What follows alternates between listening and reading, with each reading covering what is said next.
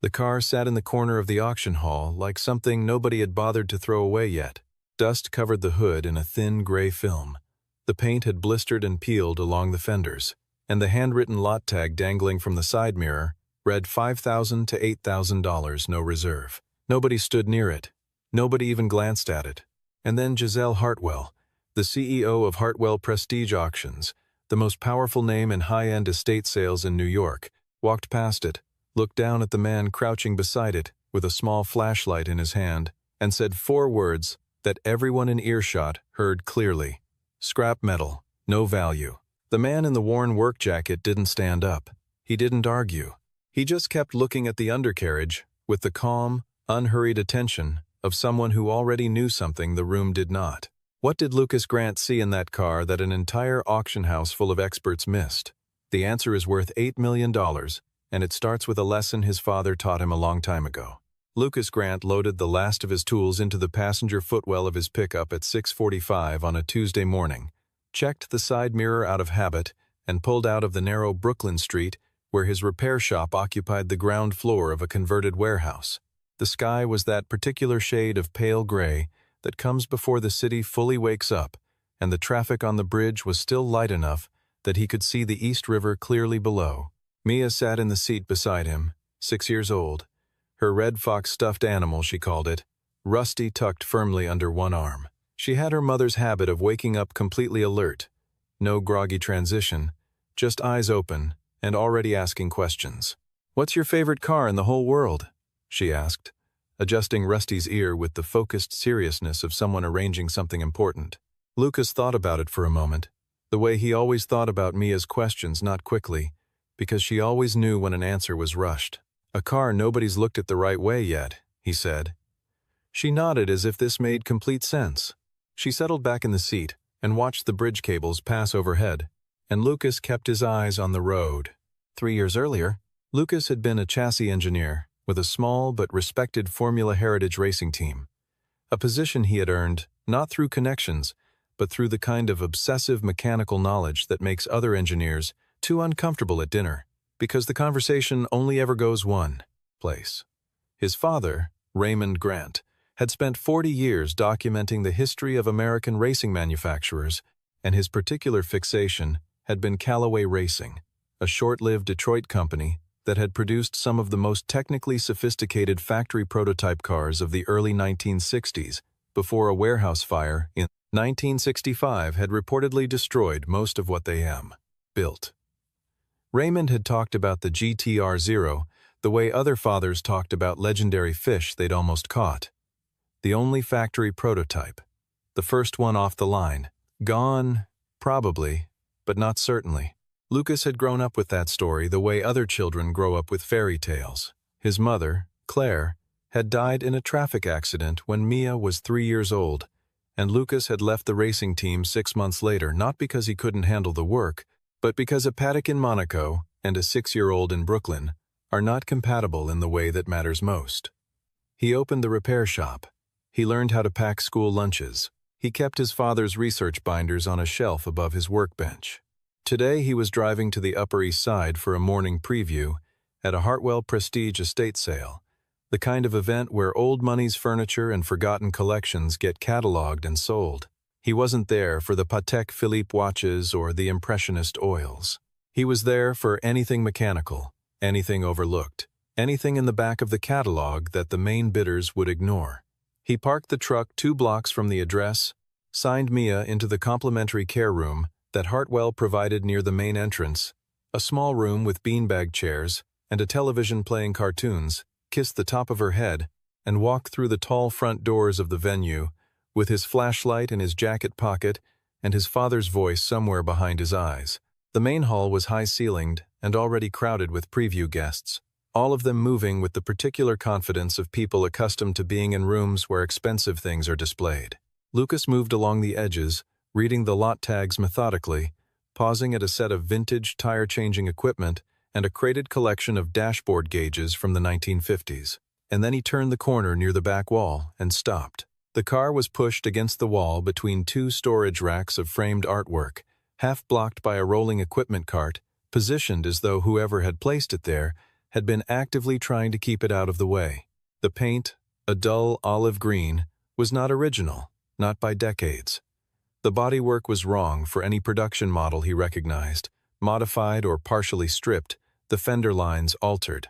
But underneath all of that, visible only if you knew precisely where to look, the proportions of the roofline were unusual, in a very specific way.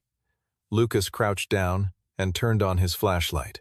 He was still crouched there, angled beneath the driver's side door, when he heard footsteps stop nearby. He looked up. Giselle Hartwell was watching him with an expression that combined mild curiosity and something closer to impatience, the look of someone interrupted by a problem they didn't ask for. She was wearing a charcoal suit that had probably cost more than Lucas's monthly shop rent, and her junior appraiser, a younger woman with a clipboard, who Lucas would later learn was named Diana Walsh, stood a half-step behind her. Giselle looked at the car, then at Lucas, then at the car again, with the brief, efficient appraisal of someone who has already decided. "This lot has no real value," she said, her voice carrying cleanly in the high-ceilinged room. "It's here as a courtesy to the estate family. We didn't want to refuse them." She paused, letting the silence settle, then added, with a small precision that landed exactly where she intended it to, "I'm not sure this preview is the right fit for certain budget ranges." A few of the other preview guests nearby glanced over. One or two almost smiled. Lucas did not stand up immediately. He looked at the car for another 2 seconds, the flashlight still in his hand, and then he stood and met Giselle's eyes without any particular expression. "Thank you for letting me know," he said. She moved on. Lucas turned back to the car and looked at the firewall through the gap behind the fender. Diana Walsh lingered for a moment, not obviously, just a beat longer than she needed to, and when Lucas glanced at her, she looked away first. A man in a black suit appeared briefly at the edge of the hall. Heavy set, Rolex on the wrist, the easy movement of someone who spent a great deal of time in rooms like this and had stopped noticing them years ago. He was Jason Cole, a mid-level collector and dealer who had been buying and flipping specialty automotive lots for 2 decades. He looked at Lot 47 with the quick, practiced glance of someone sorting through a bin for something worth saving, found nothing that interested him, and moved on. Through the doorway to the care room, Lucas could see Mia standing at the threshold, Rusty under her arm, looking out at him. He gave her a small nod. She disappeared back inside. Lucas pocketed the flashlight and walked to the registration desk. The bidding room filled to about 60% capacity for the main session, and it thinned considerably. After the marquee lots, a collection of estate jewelry, and 2 significant paintings cleared in the first 40 minutes.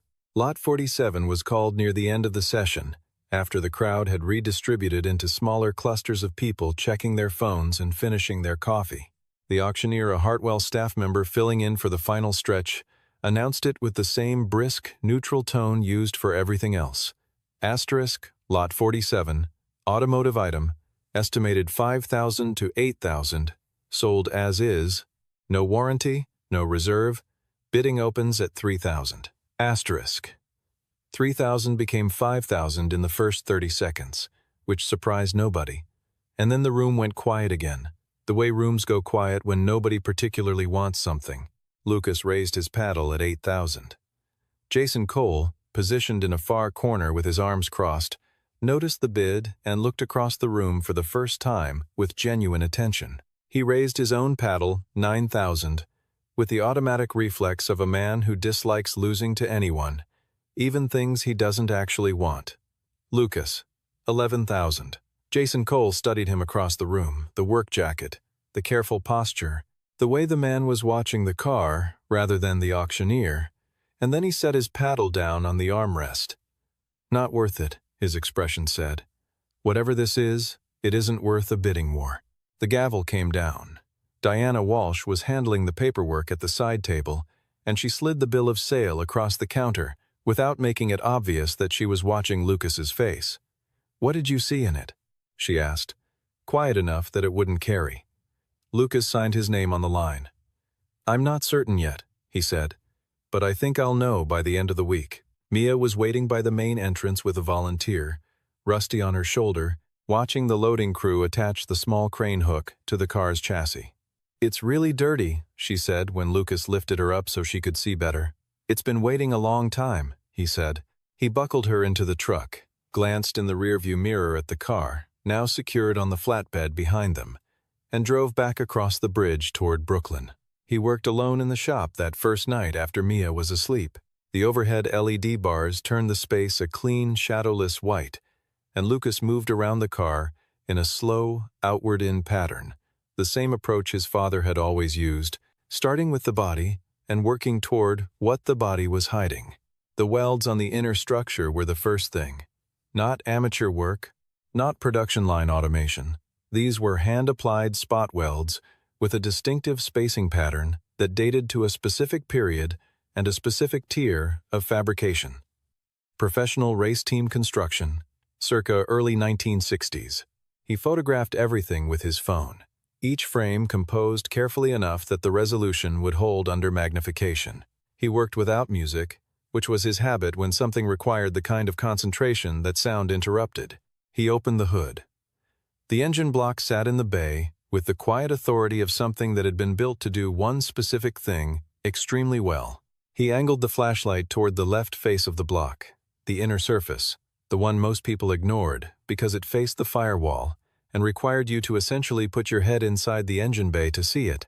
The casting mark was there, pressed into the iron in raised numerals. 03-1963, March, 1963.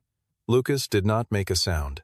He held the light steady and read the mark 3 times. His father had described this mark in an audio recording that Lucas had transferred to his phone years ago and listened to so many times he could recite it from memory. Asterisk. If you ever find a block cast in March of '63 with the CGT prefix on the chassis, you look for the chassis plate immediately. Don't stop for anything. Asterisk. He withdrew his head from the engine bay, stood up straight, and for a moment he simply breathed. The chassis plate in the standard location had been removed. The mounting holes were there, slightly darkened with age. The thread pattern intact but empty. This was not unusual for a car that had passed through many hands over 60 years. What mattered was the secondary location. Factory race cars of that era almost always had a backup identification point, a fallback stamp applied by the build team, placed somewhere inconvenient enough that a casual disassembly would miss it. Lucas removed the glove compartment housing 4 screws, a 10-minute job, and reached into the recess behind it with a handheld lamp. The stamp was there, cut directly into the frame rail. 6 characters. CGTR001. He sat down on the shop floor with his back against the rear wheel and stayed there for a while. CGTR001. The chassis number of the Callaway GTR-0, the only one ever built. The car that the historical record said had burned in the Callaway Racing warehouse fire on the 14th of November, 1965. He got up, went back to the firewall, and checked the third thing.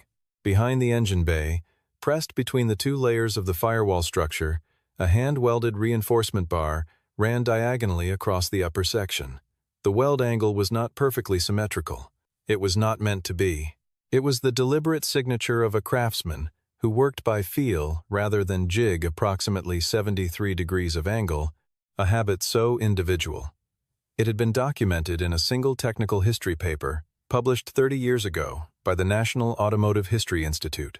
The paper's author had described the technique as belonging exclusively to one man, chief fabricator Arthur J. Webb, who had hand-welded every Callaway factory prototype from 1962 through 1965. Mia appeared at the shop doorway at 3 in the morning, her hair uncombed, Rusty hanging from one hand, bare feet on the concrete step. "Are you okay?" she asked. "I'm fine," Lucas said. "Go back to sleep." She looked at him, then at the car, with the evaluating gaze that children deploy when they suspect adults are underreporting. "Did you find what you were looking for?" Lucas looked at the car for a long moment. "I think I might have," he said. She padded back to bed. He reached for his phone and dialed a number he hadn't used in 2 years. Dr. Samuel Webb was 72 years old, retired from the directorship of the National Automotive History Institute, and the only living authority on Callaway Racing's factory operations. He was also the son of Arthur J. Webb. Lucas had met him twice in person, once as a child, when his father had brought him to a conference in Detroit, and once as an adult, when Lucas was still with the racing team and Dr. Webb had come to authenticate a set of period documents. When Lucas called at 8 in the morning on the third day, he did not explain the full situation. He simply read 3 pieces of information from his notes. *03, 1963, GTR 001, hand-welded firewall bar, approximately 73 degrees. *, the silence on the other end lasted long enough that Lucas checked to see if the call had dropped. Then Dr. Webb said, in a voice that had become very quiet and very careful, "Send me photographs. Every photograph you have. Right now." Lucas sent 47 images. 2 hours later, Dr. Webb called back on video. He had a colleague with him, a German academic, named Dr. Hoffman, one of the few surviving researchers who had worked directly with original Callaway factory records in the 1990s. Dr. Hoffman went through the photographs one by one, without speaking for close to 20 minutes. When he finally did speak, it was in accented but precise English, and he addressed his first comment not to Lucas, but to the image of the firewall bar on the screen in front of him. "The weld," he said, 73 degrees. "This is Arthur's technique." Dr. Webb translated the weight of that, though it needed no translation. "My father welded this car." There was a silence in the call that was different from ordinary silence, the kind that comes when something long believed impossible turns out to be simply unlikely, which is a different category entirely. Dr. Webb looked at Lucas through the screen and spoke directly. "If the engine is original, unmolested, unreplaced, and if the chassis stamp is what you say it is, then what you have is the GTR-0, the only one. There is no second car. The fire destroyed the records and the components, but not the car." Lucas asked the question that needed asking. "Estimated value?" Dr. Webb was quiet for a moment. "We need formal authentication before anyone says a number. But speaking conservatively about the current market for factory prototype race cars of this significance, I would say 7 to 9 million is a careful estimate. It could go higher." Lucas ended the call. He set the phone face down on the workbench and stood at the shop window looking out at the narrow street.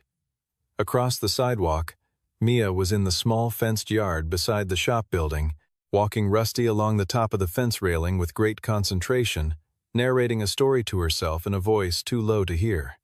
Lucas watched her for a long time. Then he turned back to the shop and began preparing the car for a more thorough inspection. The black SUV appeared outside the shop at 9 in the morning on the 5th day. Lucas saw it from the second-floor window, while he was making coffee idling engine, tinted glass, the specific quality of stillness that belongs to a vehicle waiting for its driver to do something rather than go somewhere. Jason Cole came through the front door without knocking, which was not a surprise, because men like Jason Cole did not knock on the doors of repair shops. He had a young attorney with him, briefcase, expensive haircut, the slightly rigid bearing of someone who had been told this would be a short meeting. Jason looked at the shop, the tools hung on pegboard, the lift hydraulics, the calendar from a parts supplier on the wall, with an expression that managed to be simultaneously unimpressed and calculating. "You bought a car at the Hartwell session 2 days ago," he said. "I bought a car," Lucas confirmed. "Everything processed correctly. I have the paperwork." Jason smiled with one side of his mouth. "I'm not here about the paperwork. I want to buy it back from you." The attorney placed an open folder on Lucas's workbench. A contract already prepared. A number printed in bold at the top, $200,000. Wire transfer. Same day. Lucas did not look at the folder. "No," he said. Jason paused in the way of a man unaccustomed to that word being the first and only one offered. "You paid $11,500. I'm offering $200,000. That's a reasonable offer." "No," Lucas said again, the same way.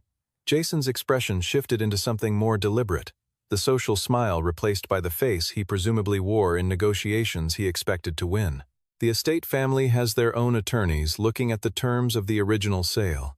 There may be a question about whether items of exceptional, undisclosed value were properly represented in the estate inventory." The attorney shifted his weight slightly, which told Lucas that this particular argument had some technical merit and some significant gaps. "The lot was sold as is. No warranty, No representation of value, Lucas said. Hartwell Prestige made no claims about the car in either direction.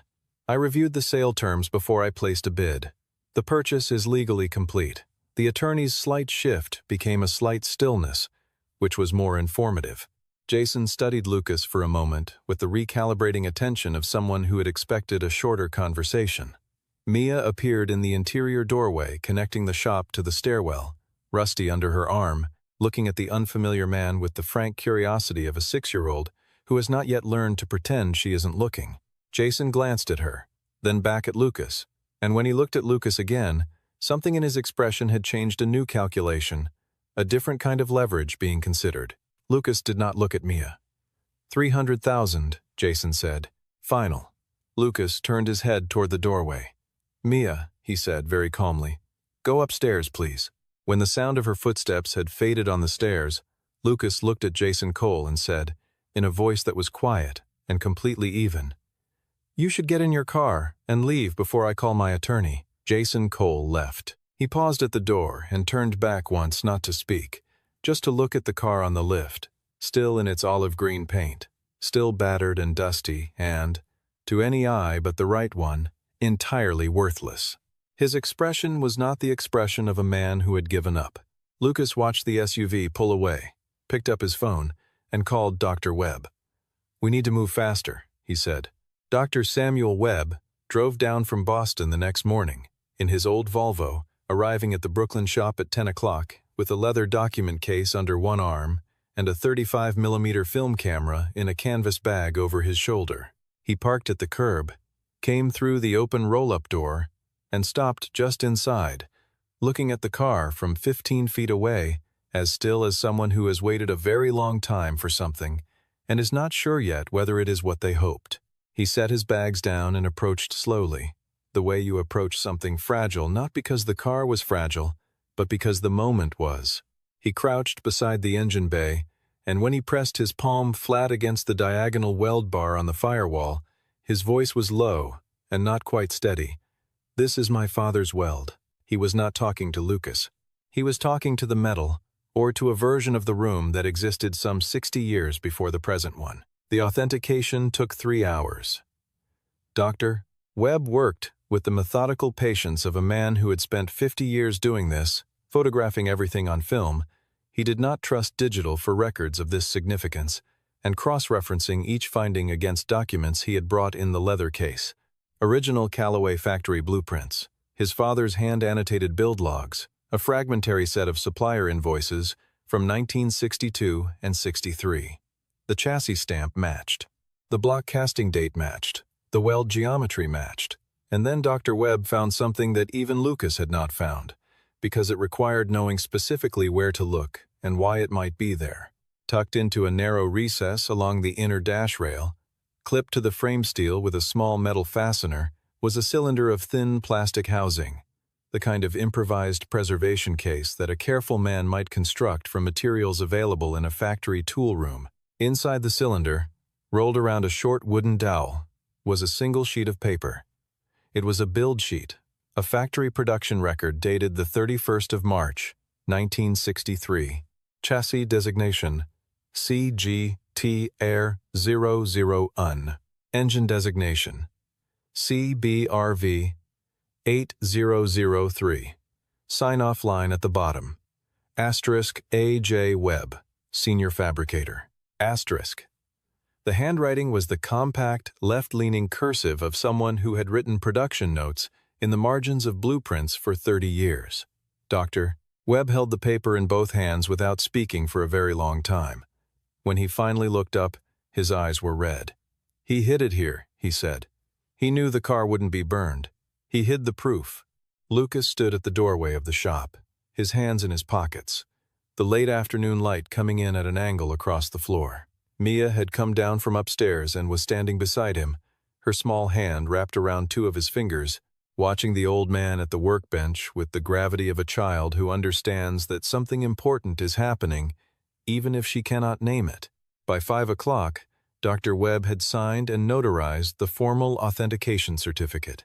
The document stated, in the precise and unambiguous language of someone who had spent a career preparing to write exactly this sentence, that the vehicle bearing chassis number CGTR001, engine casting dated March 1963, and factory build sheet signed by Arthur J. Webb, was the Callaway GTR-0 factory prototype, the only surviving example, and that its estimated fair market value in the current collector automobile market fell between $7,500,000 and $9 million, with potential for a higher realized price at auction, given the historical uniqueness of the piece. Dr. Webb shook Lucas's hand at the front door, holding it for a moment before letting go. "How did you find it?" he asked. Lucas glanced down at Mia, who was leaning against the door frame, Rusty balanced on top of her head. "My father taught me how to look," Lucas said. Dr. Webb nodded, got in his Volvo, and drove north into the early evening. Lucas went inside and called the main line for Hartwell Prestige Auctions. The call was transferred twice before reaching Giselle Hartwell directly, which was unusual for an unsolicited inbound. She answered with the practiced efficiency of someone managing a dense schedule, and Lucas said what needed to be said without preamble. He owned the Callaway GTR-0. It had been formally authenticated by Dr. Samuel Webb, and he wanted to sell it through Hartwell Prestige in a dedicated single-lot auction. There was a silence on the line that was different from the processing pauses of normal business conversation, longer, and shaped differently, the silence of someone rearranging a mental picture rather than retrieving information. "Lot 47?" Giselle said. "Yes," Lucas said. Another silence. "I'll need to see the authentication documents. Dr. Webb is available for a direct call if you need it." There was the sound of something being set down carefully on a hard surface. "We'll schedule a special session," she said. "Friday. We'll handle all the preparation on our end."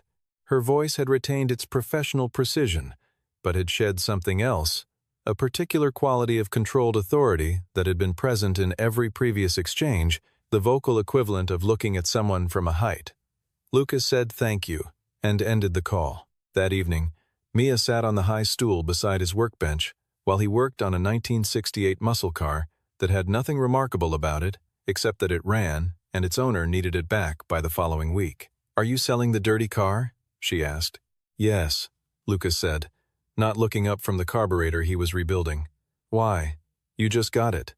Lucas set down the float and thought about how to answer in a way that was true and small enough to carry. "Because some things don't belong in just one person's shop," he said.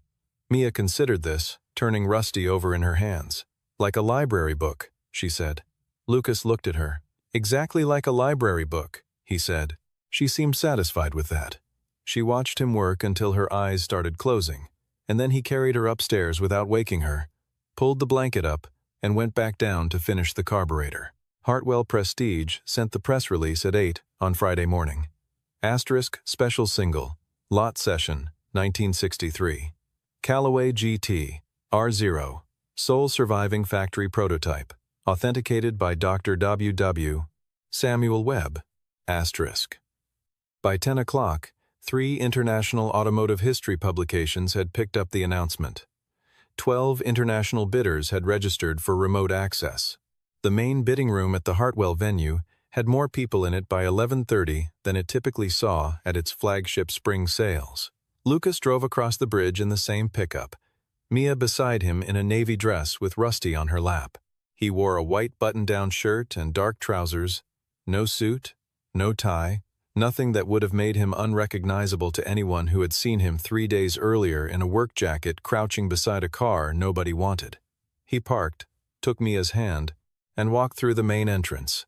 People looked, not because of what he was wearing, but because his name was at the top of the press release and a few of the collectors and dealers in the lobby had the particular alertness of people who have recently recalibrated an assumption. Diana Walsh met them at the main door with 2 access cards. She looked at Mia with genuine warmth. "What's your name?" she asked, crouching slightly to meet the child's eye level. "Mia," the girl said. "And this is Rusty." Diana smiled the kind of smile that belongs to a person rather than a professional role and led them to the seller's waiting area, a quiet room off the main hall with upholstered chairs, and a window overlooking the street. Jason Cole was already in the bidding room when Lucas walked through before the session began. Seated in the second row, arms folded, jaw set in the particular expression of a man who has decided he can still salvage something from a situation that has moved substantially against him. He had registered to bid. Lucas noted this and said nothing about it. Dr.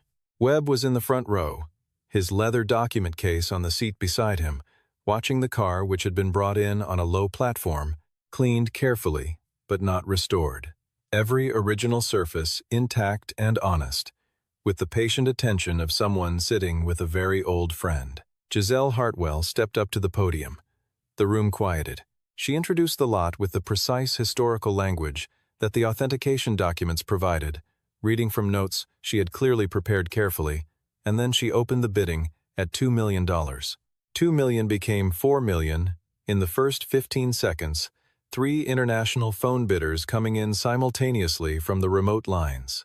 $4 million became $5,800,000 before 30 seconds had elapsed.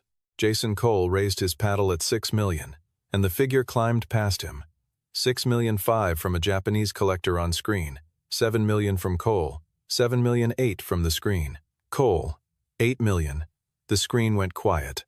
Giselle looked out over the room, her voice steady. $8 million, going once. No movement from the screens. Lucas was standing at the side of the room, near the wall, one hand resting on Mia's shoulder.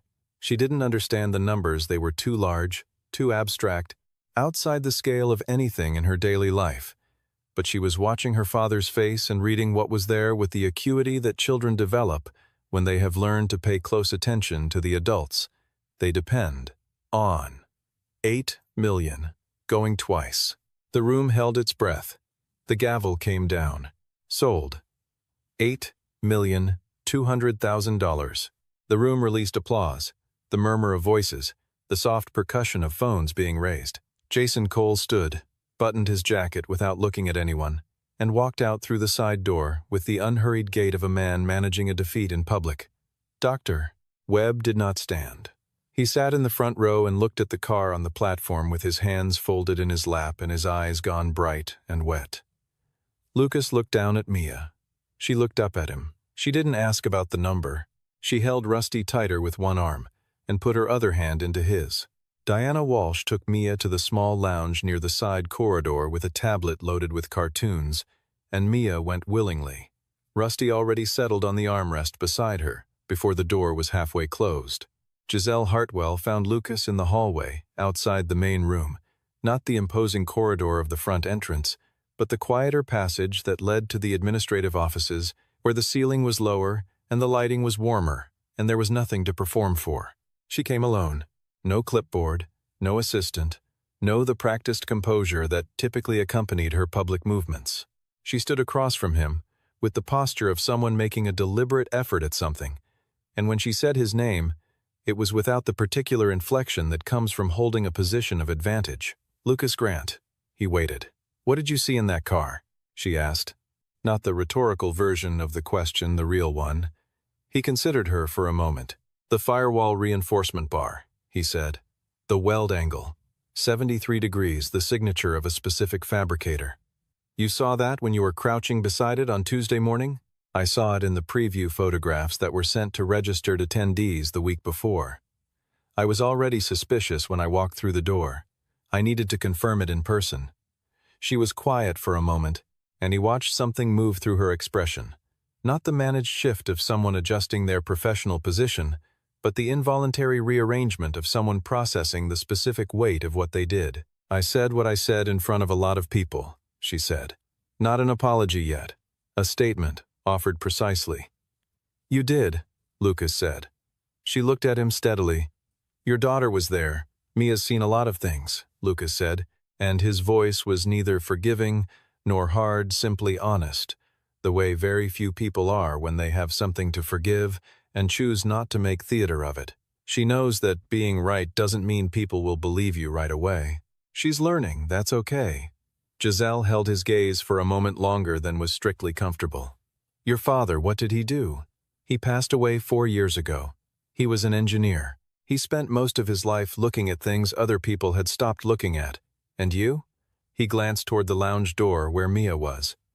I love my daughter, he said simply. The cars are how I take care of that the right way. Giselle stood for a moment in the particular stillness of someone who has just heard something that requires no response and knows it. I'll send a formal letter of apology on Monday, she said. That's not necessary, Lucas said. Not cold, not performed magnanimity either.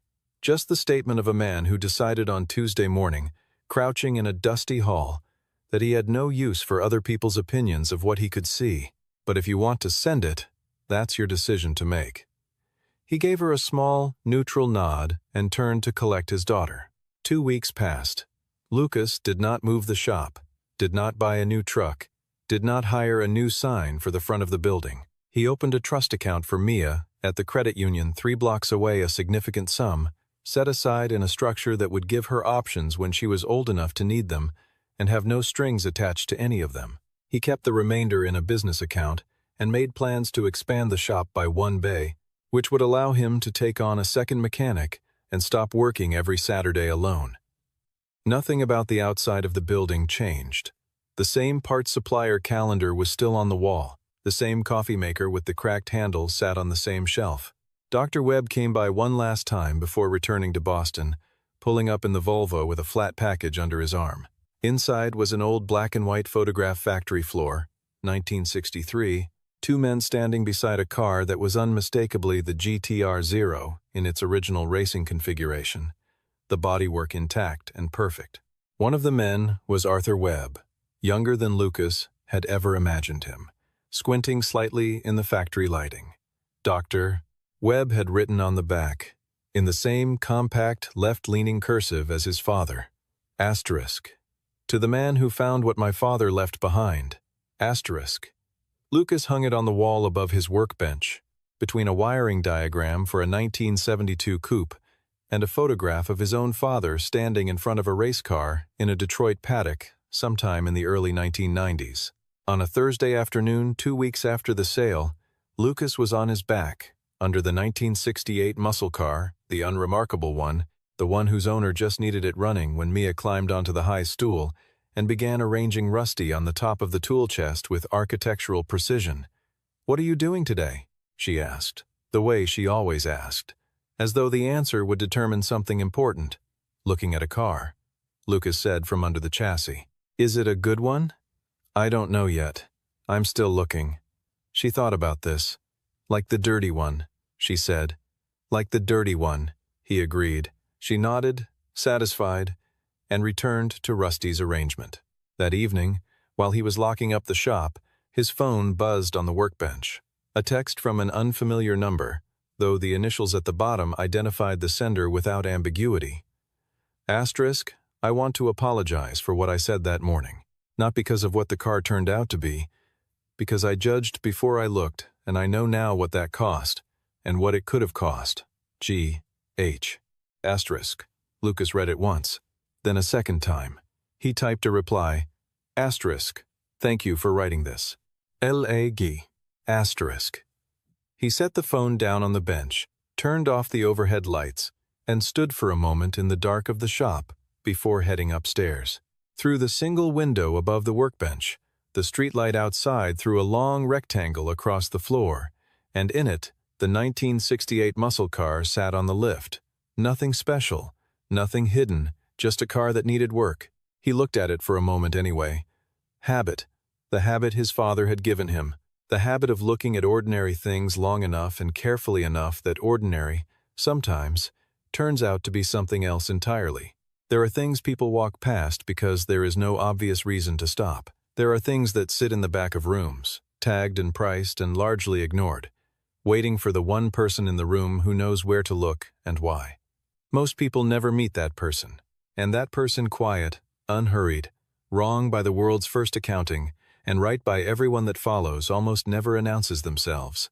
They just crouch down in the back of a hall with a small flashlight, look at the undercarriage of a car that everyone else has written off, and see what no one else took the time to find. Not because they were lucky, because someone, a long time ago, taught them how to look.